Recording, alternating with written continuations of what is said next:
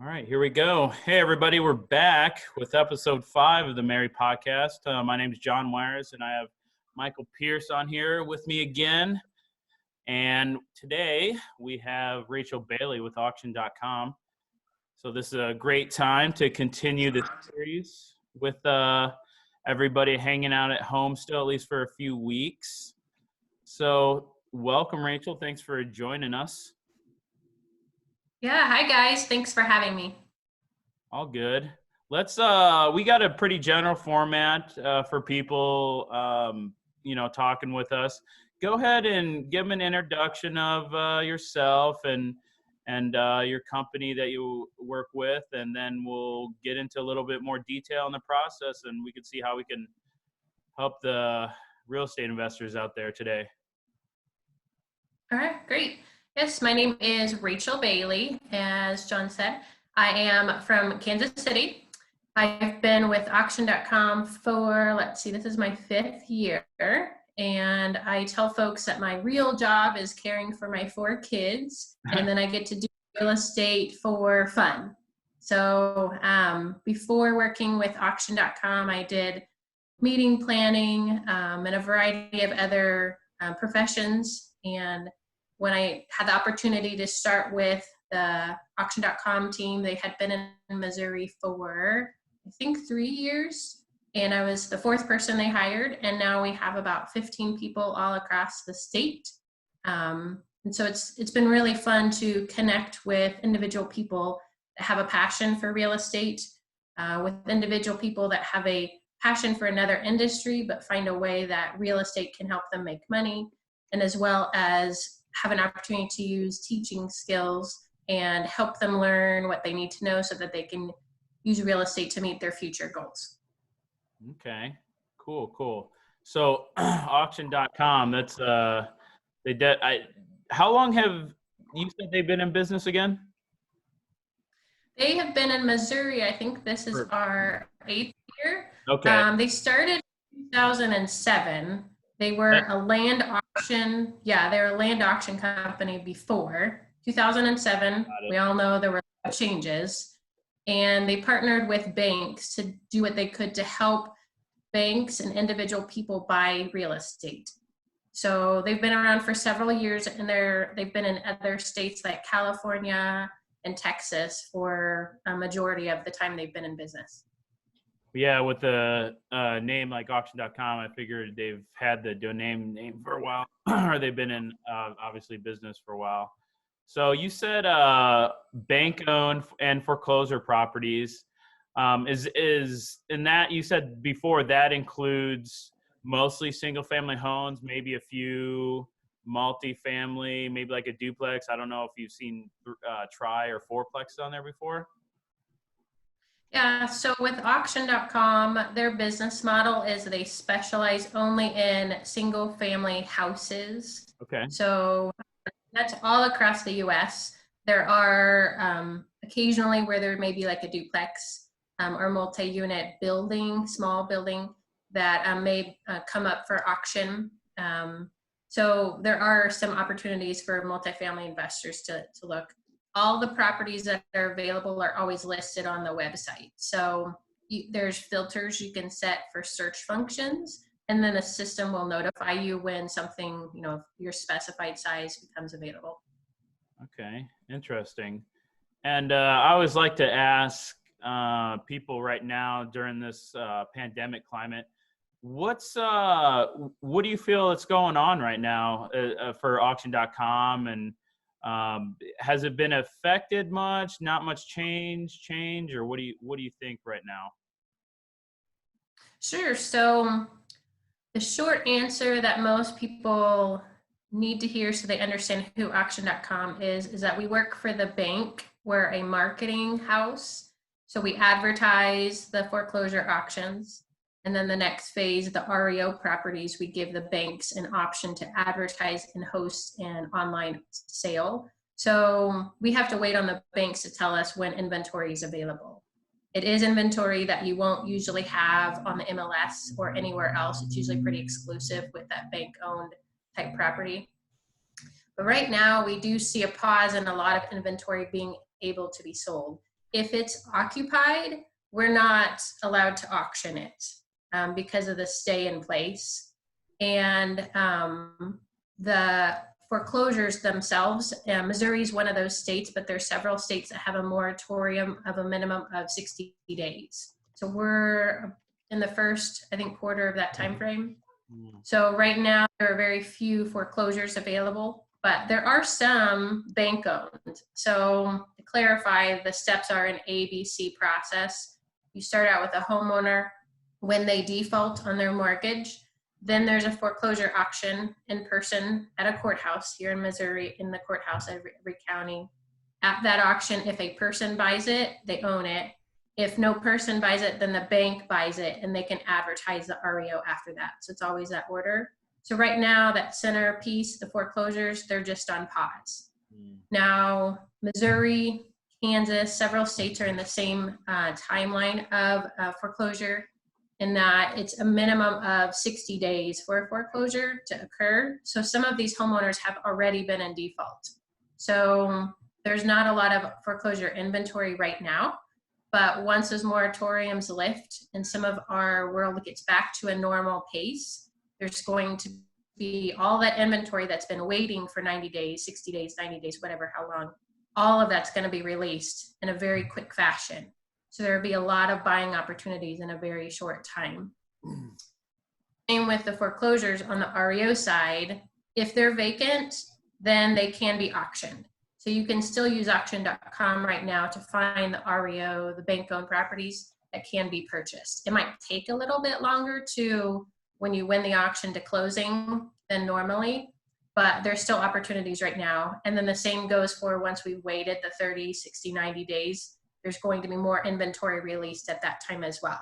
So we have lots of opportunities coming up in later time this year for investors, for people who need a new home, that they can bid online or bid at the courthouse and be able to own new properties that weren't available during this holding time. So, yeah, that's what I was thinking. Obviously, if you're talking about, marketing foreclosures with this troubling economic times, that's definitely going to be coming up. So it's going to be probably pretty busy for you guys. Do you think it's going to be busier than the 2007, 2008 timeline, or maybe not as much, or it's hard to tell? That's a really great question. Our team hasn't been able to forecast that yet. Middle of the U.S., there are a lot of states that are efficient and quick at the auction process. And I say quick because comparison, New York, a foreclosure process may take 2 years. So in Missouri, in Kansas, even in Illinois, it's a minimum of 60 days. So we still have to honor all those step-by-steps that have to occur. So Missouri, a trustee will be hired and they advertise 21 days in a newspaper. So we still have that process that we have to do, but the amount of inventory will be a lot higher. So you might have 1 or 2 a day per county, and we may be seeing anywhere from 5 to 25 per day per county once this is all done. So it's really hard to tell how fast, but they're definitely there and they're definitely coming. So it's a great time right now in this waiting period to learn as much as you can, so that when we get to when the inventory is released, then you're ready and equipped to buy and partner up with people and use those connections that you have across this great city of Kansas City. Okay. Do any of the homes go to MLS at all? Like after they, I guess, are on auction.com? Or are they exclusive? If they don't. Yeah, so they're usually exclusive. The foreclosures themselves, we're just the auction, the advertising company. So we will just promote when and where, and our staff will show up. If no person buys at the foreclosure, the bank can do whatever they want. The bank can leave it for 5 years. They can list with an MLS agent, or they can use auction.com to list online. And I don't know that most of them listed with auction.com also use a real estate agent. I think they're usually exclusive of each other. Also, we get paid by the bank when it sells. So our role has been, let's educate as many people as possible so that there are more informed and ready to go buyers when the inventory is matched for them. So if we didn't get paid at the foreclosure stage, we're hoping that they come back to auction.com to advertise so that we can get paid when somebody buys on the bank-owned side. So there are, it's usually a different separation of who they choose, that bank chooses to advertise with. Okay. What are the like funding requirements to, I guess, close? Like, do you have to have a loan or, yeah, or cash or whatnot? So foreclosures and REOs, most of the traditional banks will not lend on those. They're not one where you can go and inspect them. There's no like due diligence period after you buy it.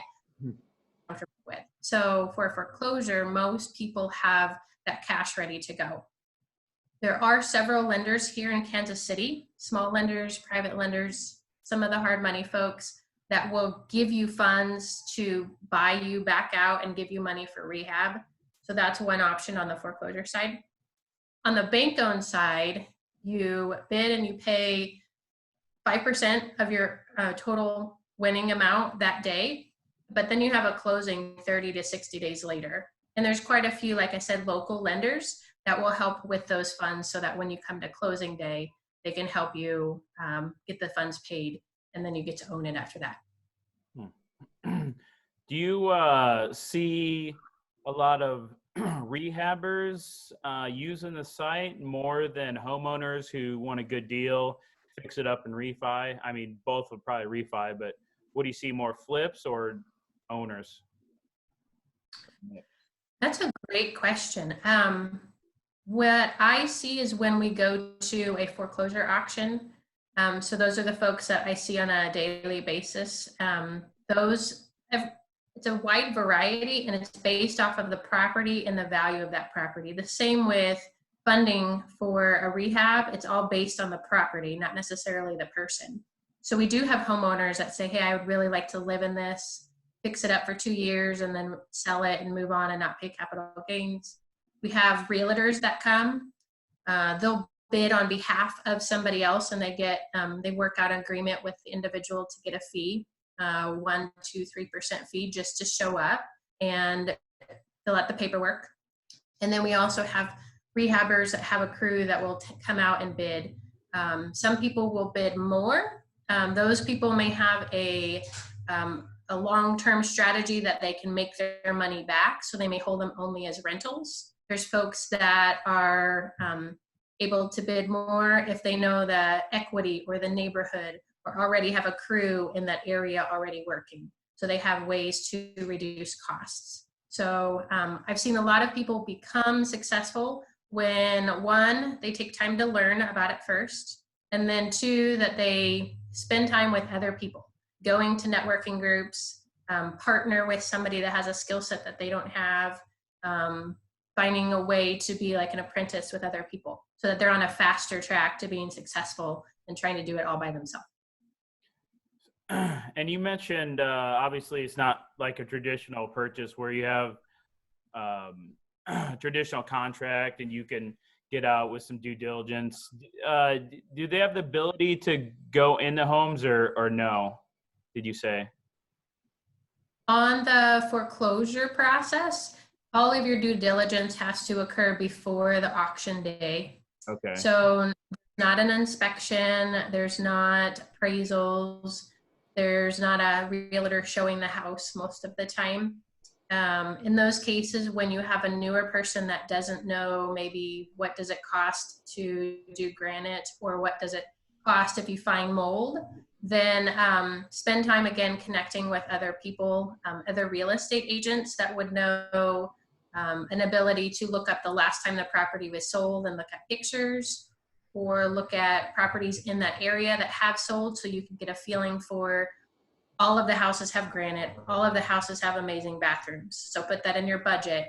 Then when you buy it, then you get to walk in it. And if you see, well, it's got some of these updates, I don't have to spend as much. Now I just made myself a little extra profit. So that's on the foreclosure side. On the REO side, some of them that are already vacant, they will have a agent assigned to the property, and you can get an inspection, a viewing before. You can, there's a filter on auction.com that you just click, and you could choose the vacant properties. There's not as many of them. It's up to the bank if they want to offer that, but there is that option as well on the REO side, is to be able to see the property itself before bidding and closing. And then that REO, you bid, you pay the 5%, and then you have a closing window. And that's when you can conduct the rest of that due diligence, walk the property with your general contractor, get your scope of work ready to be done. And then you have your closing 30, 60 days later. So just to clarify too, if there's not an agent signed, is it mandatory to have an agent get access through like a lockbox to view a home, or you can get in through some other type of verification?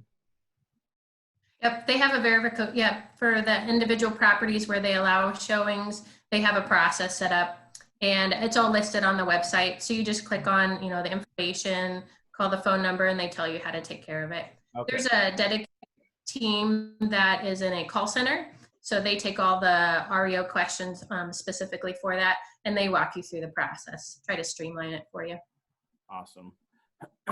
And lastly too, I remember you mentioned, obviously, you know, people should get education during this time, since we're all just hanging out a bit. I mean, not to say we're all not staying busy, but you run normal webinars, is that correct? Can you tell us a little bit more about that so the viewers can get some education through that way?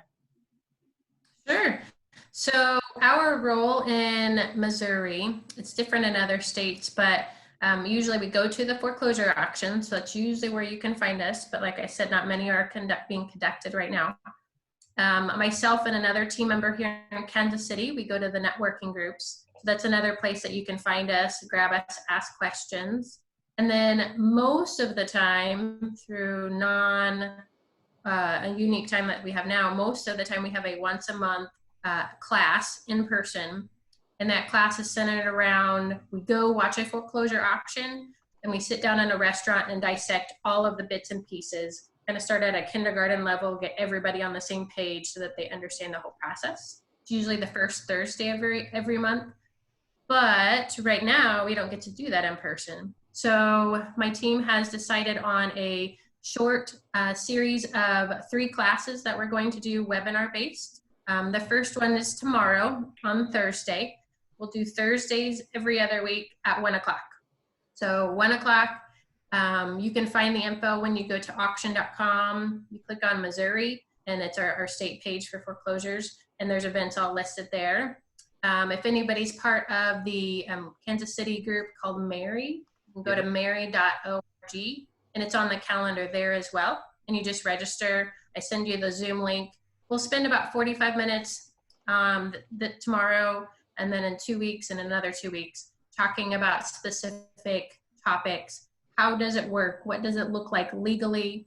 How are the steps in what order? So that when all the inventory is released in a couple months, you're empowered, equipped, ready to go, and have your questions answered. So you can know all about it. Tomorrow is REOs. We're going to deep dive into what is a bank-owned property, what do they look like, what is the speed and process of ownership in our state versus other states. You can even bid remotely using auction.com to bid in other states like Texas and some other places across the country if you're an investor that's looking for deals in other places as well. Okay, cool. What do you think of like the future outlook on, I guess, auction.com or real estate in general, with things seeming like they're slowing down because we're mostly at home? Yeah, it's interesting. So part of my role I've had for the last year with auction.com is a liaison for investors to either answer questions for them or find out what the answers are. And I hear a lot of stories. A lot of folks are saying they're continuing as is. I talked to an investor yesterday. He's an agent, but he also does foundation repair. His company is out of Kansas City, but he lives in Springfield. So he drives across the state a couple times a week, doing appointments. And he said he is busier than ever before. Part of that is residential. People are fixing their own houses because they're home and they're noticing, hey, we never got around to this, fixing of some project. So he said he saw a lot of that going on.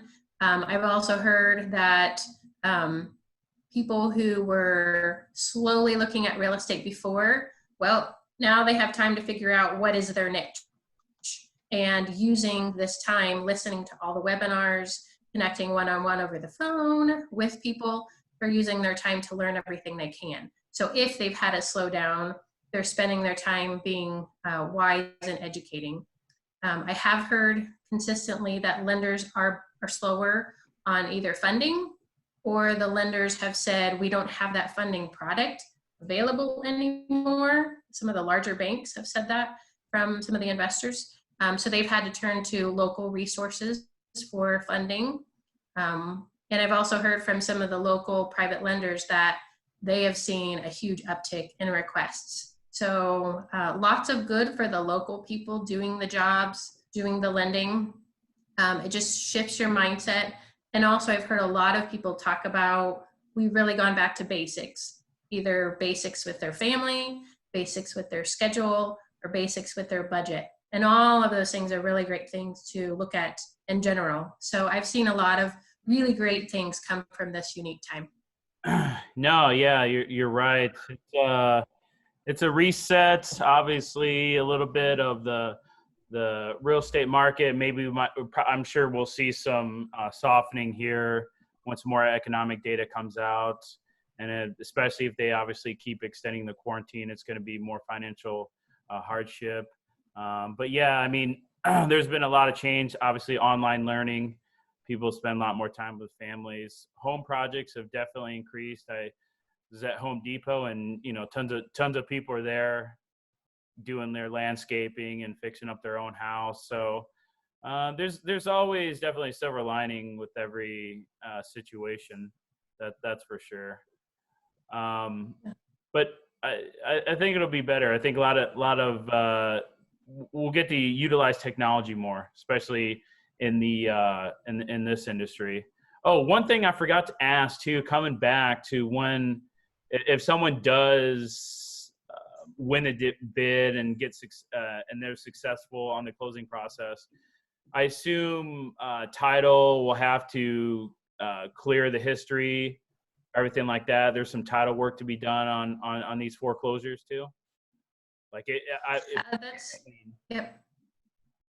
Yeah, that's a loaded question, a loaded answer, I guess. Yeah. So come to the webinars if you want to learn more. Due diligence is more involved with a distressed property.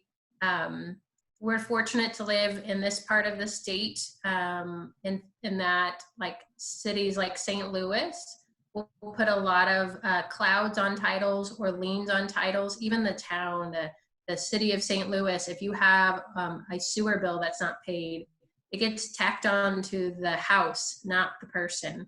So I know there's some negative things with our part of the state, but I've helped our team members in other regions, and we are so lucky here in Kansas City to have the network of investors that we do here, the feeling of come learn with me. Other parts of the state have the thought of you're taking business from me instead of learning with me. So our area in Missouri is very fortunate, very blessed. But this area, you do need to look at all the title details. So if you're unfamiliar with reading a title, we usually suggest using one of the great title companies here in Kansas City. When you ask the title company about a title search, start by telling them you're an investor, because there are some title companies who don't work with investors or don't have to go into the same amount of details, or they may not have a discount for volume of titles pulled. So let them know that right away and have them walk you through a title. And if you're not able to search it yourself, just practice. Start looking at titles online, do Jackson County Recorder of Deeds, start looking at different titles so you can learn. All of those steps should ideally be completed before you bid on a property. So the foreclosure process, the auction itself in the center of the ABC, when a homeowner owns it, there may be issues. The auction day itself, assuming it's a first mortgage, that one gets paid and then the successive lien should be wiped away. So like a mechanic's lien, if that was also on a property, that foreclosure pays the mortgage, and then that mechanic's lien should stay with the person.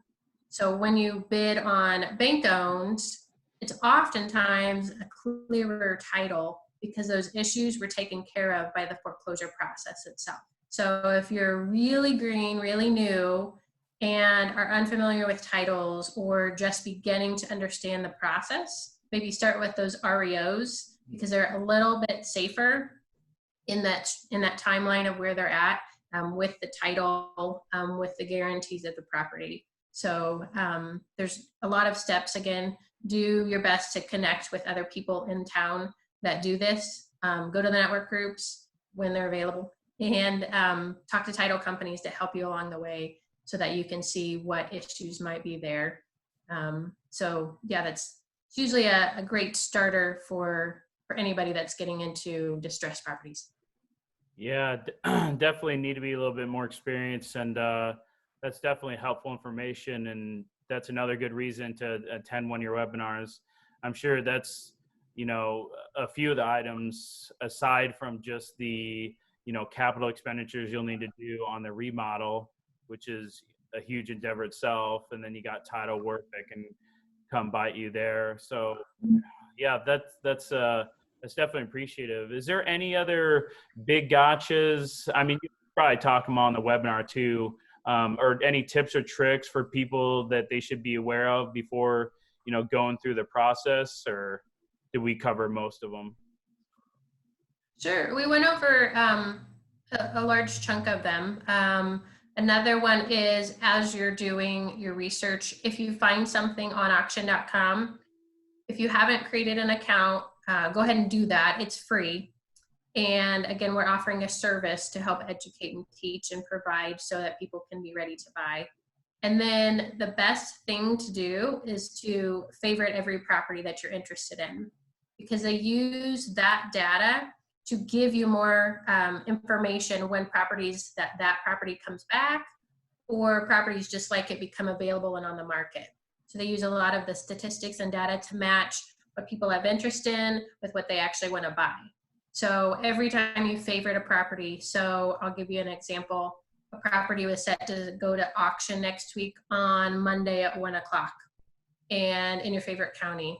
If that property status changes, maybe something cancels, something happened with the bank, or the homeowner got caught up and had inheritance from grandpa and they applied it to their mortgage, so they're not going to go into a foreclosure auction. Excuse me. That does not mean that it magically makes their ability to pay their bills on time change. So if that homeowner is in a habit of being delinquent, it may come back up for an auction 6 months later, a year and a half later. And if you were interested in that property before, there's a chance that you may be interested in again next year when it's available for sale. So if you favorite that property, the system will automatically tell you when it's available or similar properties are available again. So that's one feature that some folks may not use very often, but it's one of the best ones so that you can reduce your time hunting and searching for properties. It just will automatically tell you when available. So that's one, that's a big one. I'm trying to think if there's any other tips. When auctions start back up, if you want to get a feel for the auction, just go to them. They're all free. They're at any county courthouse for the designated primary county seat. So Jackson County, we have 2 courthouses. We have downtown, and then we have Independence. You can go to either of them. Almost every day of the week, there's an auction. and you can go and just watch. And we usually suggest that because every auction will have a different flow, pace, feel. Some auctions have 0 people that go. Does not mean it's a bad investment. It just means for the people that were available that day, it was not worth their time to bid and buy. There's other times when there's 11 properties in one day, all the people bought the first 3 properties, and then property number 11, everybody was out of funds and out of money and buying power for the day. So there are a lot of opportunities out there, especially in the smaller counties, Cass County, Warrensburg, that's Johnson County, Missouri, up north, Platte County. There's still a lot of really great opportunities, but out of 5 auctions in a week, you may only have 2 of them that have attendance, just because of the low volume of investors that live there. So to learn the pace, to learn the process, we usually just suggest just go and find out. They are Monday through Friday during the business day. So if you do another job that takes you from that, or if you're committed 9 to 5 to your regular W-2 job, you can send somebody else and they can come watch and observe and then report back to you. So we see that as well for new folks that want to learn. So those are great tips to add to your calendar once we get back out of the moratorium period. No, that's really good information. It definitely sounds like that people need to sign up, start watching the inventory as it comes on, get some experience in real life, and actually go to these actual auctions, and then obviously contact you if they have any more questions. Go ahead and give everybody an overview of where they can contact you. I don't know if you have a name and number you like to use, email, obviously it's auction.com. Sure. Yep. So we have a generic team email everybody can use. I'm on a team called Bidder Services. It's specifically, like I mentioned, where I connect with investors. So that email is bidderservices@auction.com. Hold on, I think it's Bidder Services Central. Excuse me. So I'm in the central region, so Bidder Services Central at auction.com. Or you can just give me a call. My work phone number, 816-602-0410. That's 602-0410. So connect with me there. If you're a MAREI member, we're one of the vendors. You can find us in the membership directory as well. You can always email me through the marei.org website. So several ways. I try to be available, try to be around. Yeah, for sure. No, we appreciate it. I mean, I've seen you at the MAREI meetings, and plus you like to attend some of the other one of a million real estate meetings we have in Kansas City now. So I'm sure people can get a hold of you. Other than that, I think we're good to go. Thanks, Rachel, for joining us, telling us about auction.com. You definitely have tons of information, so much we can't squeeze it into here. So people should go check out the webinars. And hopefully everyone has a good day and stay safe. Thanks for everyone for joining. Thanks. Thank you. Bye.